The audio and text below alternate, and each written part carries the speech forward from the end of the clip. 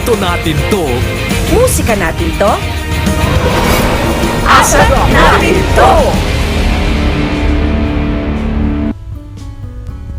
Hayun, kasama si Maymay. Ipagdiwang ang galing ng Pinoy ngayong linggo kasama ang inyong paboritong love teams, performers at music icons ng bansa. At talagang hinanap ko si Maymay Entrata at buti na lang sa bilis ng pag-flip ng mga photos. Naku, nakita ko din si Maymay Entrata. Sabi, wow, kasama ang aming P-Pop Kings, the first Filipino P-Pop Kings. Can't wait to hear your voice again, guys. Mahalima, salamat. SB19 pala yun. It is always a pleasure to watch passionate, talented people on stage with Pini. Ayun, nandun si Pini.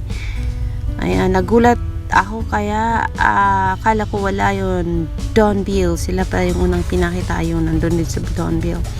Bakit po wala yata sa entire cycle si Stephanie? Ayun, hindi ko po alam. Darla, need ko po ng explanation kung bakit nawala si Stephanie. Hindi ko rin po alam.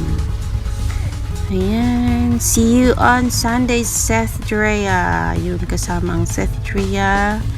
Si Andrea pala yung yung si Blight. Ayun, SB19 makakasama, Seth Drea makakasama, at marami pang iba. Napaka-excited po, di ba? Kaya kita-kits tayo on Sunday. Dito lang yan sa, of course, asap natin to. Hanapin natin yan. Sana magkaroon tayo ng access sa Sunday kasi of course excited ako. At nag-ensayo si Maymay Entrata with the rest of the group na mga performers. May nakita akong photo at nagpa-swap test si Darren at saka si Maymay. For sure may performance silang live na live sa asap natin to. Kung di man live, at least recorded one. Ayan, yan lang po ang latest para sa Sunday asap natin to.